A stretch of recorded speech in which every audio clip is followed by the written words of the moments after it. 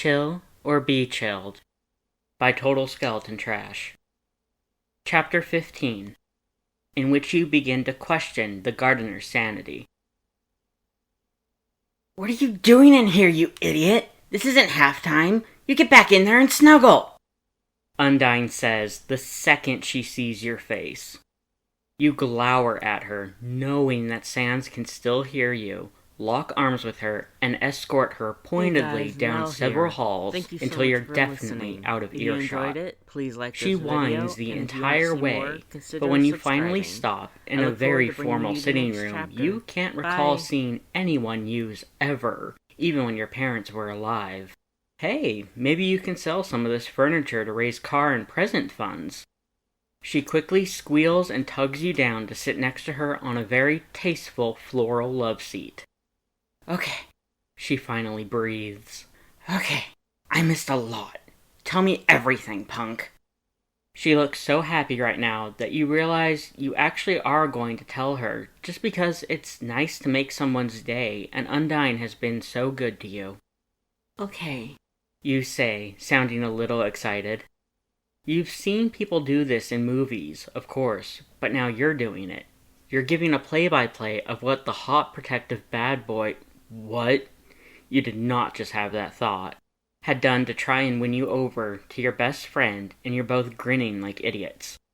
Of course, in the movies, the best friend had not been played by a totally ripped blue fish woman with an eye patch, and the love interest had definitely never been a literal magical skeleton. You were entering uncharted waters. So we got in the car and he called me babe? You charge ahead. What? Wait, no. We were talking and I said I didn't want him to get locked up and he was like... You drop your voice in a frankly terrible Sans imitation. Oh, ain't no walls that can lock this badass up, babe. What? Undyne says, not really a question, and begins laughing again. Well, no, not that, but something like that. You correct with a fit of guilty giggles. Anyway, then we got to their place. The mood sobers palpably. Yeah, not great. Undyne sighs. Undyne, you're somewhere safe, right? You and Alphys? Undyne nods quickly.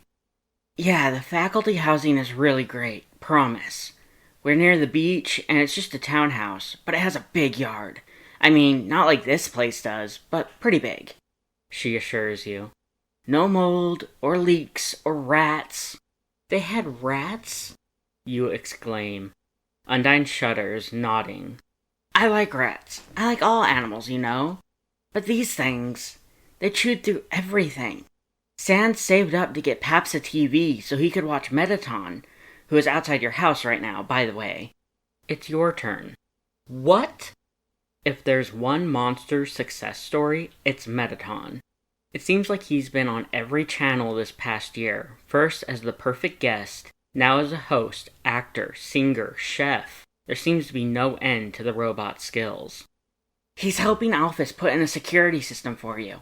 You know, she made him, so they stay in touch. Shut up, that's not important. I was just saying that the rats chewed through all the wires and wrecked the TV so bad, even Sans couldn't fix it. Go back to the story. She urges. Okay. Well, I saw what it was like and how excited Papyrus was to be able to live somewhere else for a while. And I could tell Sans was actually excited for Paps too, so I, took Sans outside and asked if he and Paps wanted to live with me for as long as they wanted. You say tentatively. She sighs, giving you a knowing look. I'm sorry, dude. I know, I've asked 1,000 times, and he just digs his heels in and says that they'll be fine. I just want them out of there, you know? Maybe if we both ask next time. Well... You hang on the word for a second. So he said I was being too nice. Right. And that the world was gonna eat me whole, I think? Okay, new one, but okay. And I said I didn't care and I wanted him here. You flush slightly. And he just kept saying, you know, blah blah blah, I can dunk any human, blah, I'm a bad guy. That is really just an awful Sans voice reads. And I was just like, stop it, I'm not scared of you. And then his eye went all blue and hot, kinda smoky and like he was in the garage earlier. Voice all hot, deep, teeth all, oh god, sharp. Your face is already heating up thinking about it. Undyne eyes you, her eyebrow slowly raising. Wow. You are really not scared by that, are you? She says devilishly. Oh man, this changes so many things. I'll have to redraw at least 3. She suddenly stops talking. You blink at her. She looks at you owlish. A long second passes. Undyne? You begin, then stop and shake your head. If she's drawing a comic or, knowing her in Alphys, a manga series about your life, you just don't want to know about it. You know what? Forget it. Just never mention any drawings ever again. Anyway.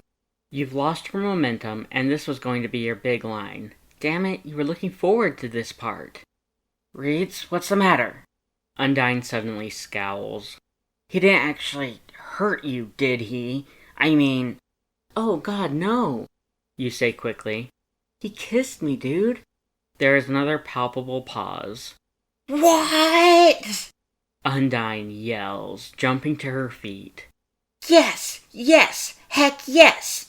You and Sans kissed! You did it, buddy! You kissed a skeleton! Or, I guess, a skeleton kissed you! She does a victory dance, as proud as a parent at a college graduation.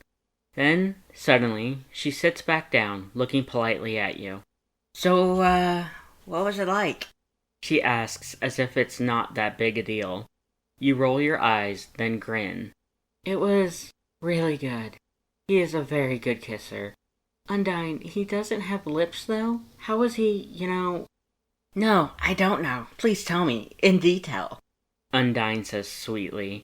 You groan, waiting for her to relent, and she sighs.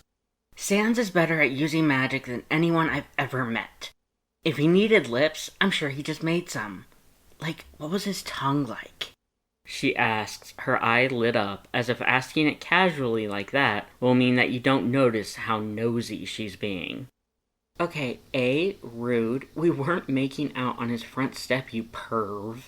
You laugh. He just kissed me. It was sweet.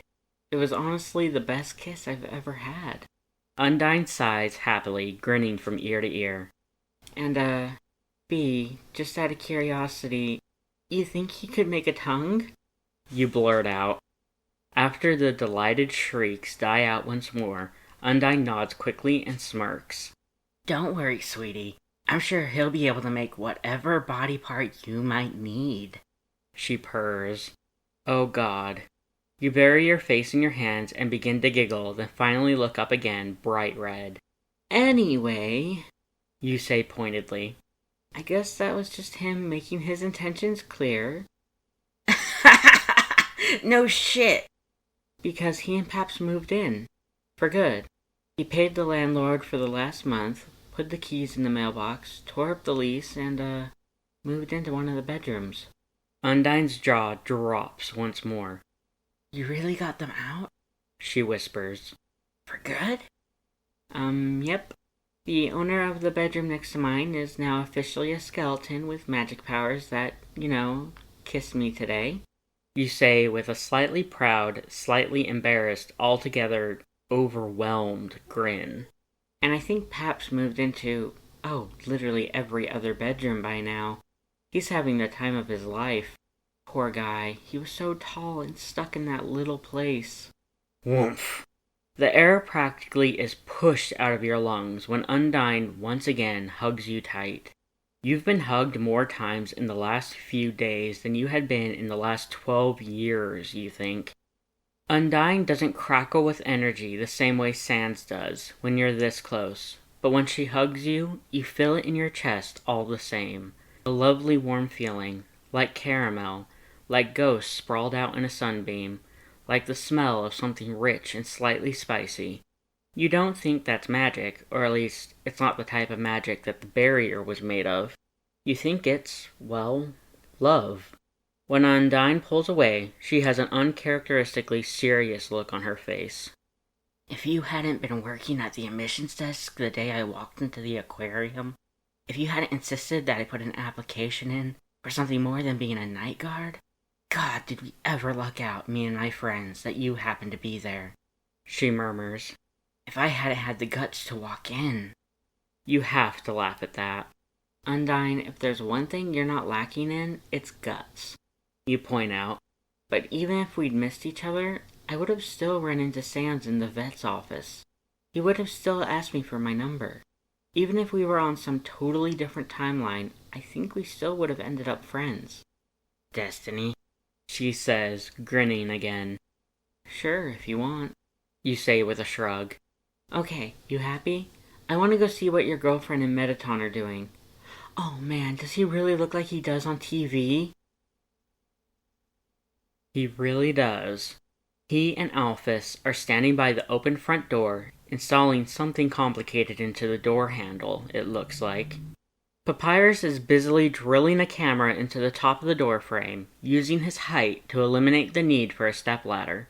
It's small enough to not be easily noticeable. Sans is hanging around, his hands in his pockets, watching the procedure closely. He looks up at the two of you and gives you a slow, lazy smile. Mettaton, on the other hand, bounds forward as soon as he sees you. Undyne, you've returned. Oh, and could this be the lovely reeds I've heard so much about? His eyes move slowly over you, his smile growing ever wider as you give a quiet laugh and wave. Hi. Wow, thank you so much for coming out to help. Gosh, I didn't ever dream that I'd be meeting you today. You say, feeling a little starstruck. Mettaton's eyes light up. Oh, my. He breathes, abandoning Alphys entirely for the time being. Alphys didn't mention that you were a fan. Oh, I really, really am. Since day one. You enthuse, beaming at the familiar face. You had no idea that your friends were this close with the famous robot.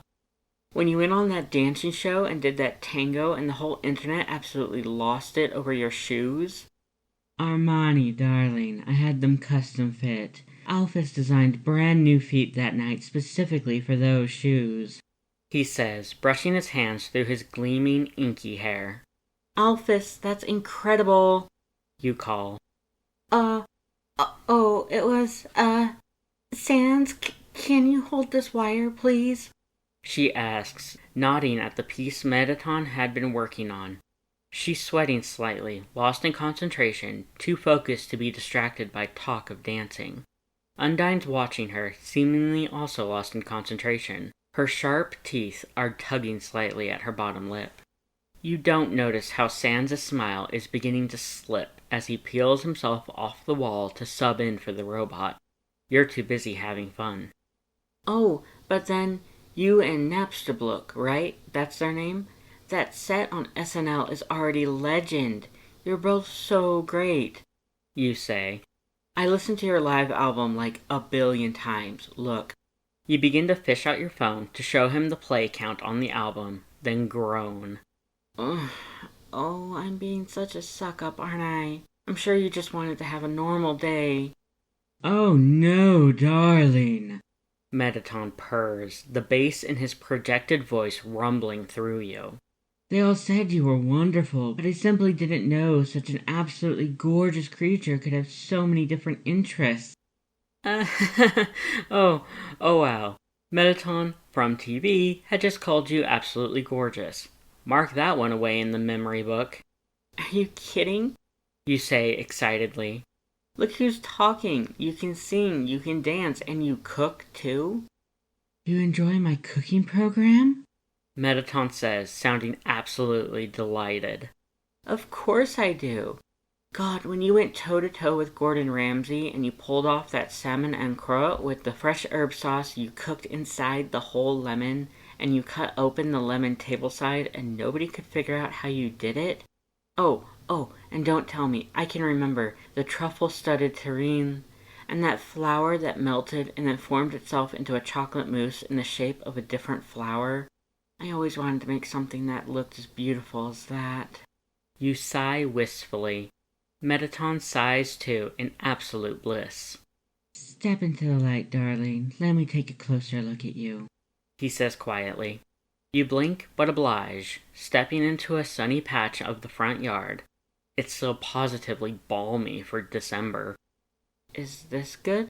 You ask dubiously. Delightful, Mettaton murmurs. You have to grin at him. He always talks to the camera as if he's trying to seduce it. Apparently, this is not an affectation for the screen. He walks a broad circle around you, making soft, appreciative noises. Charming figure, entirely charming, he pronounces, and tisks at you when you begin to demur. Gorgeous hair, he continues. Goodness, you just want to bury your face in it, don't you, boys? He calls to Papyrus and Sans. No!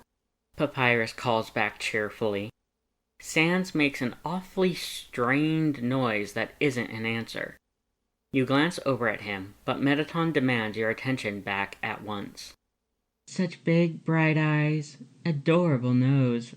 He leans forward and boops it with the tip of his finger, and you struggle not to giggle. Such an expressive mouth, too. Do you ever wear lipstick, darling? I can recommend several brands that would just make those luscious lips pop, he says, letting out a rich, fluid chuckle, his finger now tracing your cheekbone. What do you say, sweet? Would you like to go to LA, maybe Tokyo? Say a few weeks from now, when this all blows over? I'll help you get your big start. You blink at him, then begin to laugh. Oh, wow, Mettaton, that's an amazing offer. Thank you so much, but I think I'll have to pass. I'm really, really happy here, you say, and with a pang, realize that it's true. I've got an amazing job here. I don't think I can jeopardize my plans to be the head honcho at the aquarium in 15 years if I run off and chase the spotlight, you say with a grin. Mettaton pouts. You're certain? He says, removing his hand from your face. You've got something there, I know it. I can just see it in some people. She sounds pretty certain, bud. Sans has wandered over, looking a strange mixture of agitated and relieved. Reeds knows what she wants. Standing next to you, he unsubtly threads the cool bones of his fingers through your own, squeezing your hand. You glance over at him and then understand. Oh Lord, your sweet, stupid bonehead here was practically dripping jealousy. Well, quickly replaying the last few minutes in your head, you realize that he's at least a little justified. Mettaton is looking at your linked hands with undisguised interest. Oh, goodness, he purrs. I didn't know the two of you were such good friends already. Sans glares up at him, but well, what's he going to say? You're not officially dating. You haven't even been on the date he'd asked you on in the first place. You've basically just moved in together and kissed on a stoop. Looking at your numbskull again, yes, your numbskull, your heart says firmly, you decide to be as clear as possible. Well, we are going out on that date tomorrow night after work, right, Sans? Sans looks back at you, suddenly wearing a smug grin. That's right, he confirms. Mettaton pouts once more as if you just delivered absolutely terrible news. The hammy acting makes you want to giggle again, but you manage to restrain it. Speaking of which, Sans continues, can I talk to you privately for a second, babe? Maybe over there? He nods at an honestly kind of tacky topiary arrangement in the front yard, easily out of earshot from the others. Huh. Sure, Sans, you say. Mettaton locks eyes with Sans, a tiny smile back on his face now. She didn't call you babe, is what that expression is silently saying. And you feel a little annoyed that Mettaton seems to be teasing your Sans. So you release his hand to wind your arm around his back as you walk over to the designated spot, then tilt your head, looking at him. So, did you just want to look at these bushes shaped like two swans and a velociraptor? You say, managing to be distracted by the topiary animals now that you're closer. Wow, if that's supposed to be a swan, it's really bad. Hey, he cuts you off. I just wanted to say, I don't want you to feel like you're stuck with me. This thing, whatever's happening with us right now. I kissed you back there because I needed you to know how I felt about you, before you were sure about taking us in. He sighed. But I don't want you to feel like we have to be more than friends just because me and my bro are staying with you. Not if you don't want to. I mean, look, I know we're a bad match. Oh, wow, that kind of stung. How are we... You start, but Sans shakes his head. I mean, not that you're a human and I'm a monster, he says.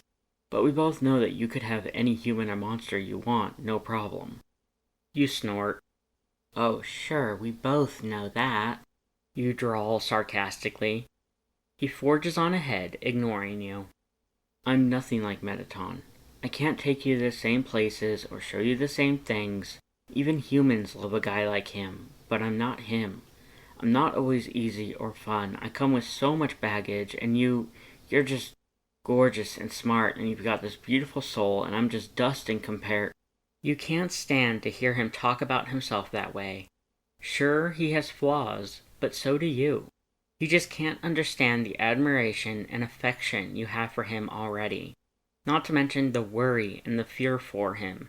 And, well, a gut attraction. It's the latter you act on, leaning forward and kissing him again very softly. Your lips hit bone and teeth, not soft, clever lips, but you don't let that distract you. Get some! Undyne's voice carries over to you without the slightest difficulty. You part about an inch from him, studying the light in his eyes. He makes a very quiet, very low noise and brightens from the inside, that eye snapping blue again. You shiver pleasantly as he closes the distance between you two once more, kissing you a bit more hungrily than he had earlier in the day. Sans, please stop, you're embarrassing me! Papyrus cackles. Owie! Undyne, no hitting! You have to pull away first. The enormity of all the changes of the day, coupled with Papyrus's antics, making you realize that you're in your front yard, kissing a skeleton in front of all your new friends, your new roommate, and a TV star. Oh, and the Queen of Monsters will be arriving any minute. You clear your throat and manage to speak up this time. I like watching Metaton on TV, you dork. That's all. He'd drive me nuts in about an hour if I had to go anywhere with him. You smile at him slowly. Look, my dating history is basically a series of me messing up or giving up after a few dates. I'm really bad at, relationships. As in, I've never really had a real one. You frown slightly. I know this, though. I've never felt it before, the way I feel when I'm with you. You admit. This is new for me, the feeling of actually wanting to be with someone, I guess. You say, feeling the back of your neck burning. So you do want me. He repeats, suddenly giving you a very toothy grin, all smugness and satisfaction. You wonder how much of that is an act. How much of it is done to make you smile or roll your eyes or laugh. Naturally, it works. Ha, nice try, you jerk. You laugh, still flushing. I'm just saying, you'll take me out tomorrow night and we'll start from there, I guess? Babe, I think we already started. He points out. Well, you can't exactly argue with that. Hey guys, Mel here. Thank you so much for listening. If you enjoyed it, please like this video, and if you want to see more, consider subscribing. I look forward to bringing you the next chapter. Bye!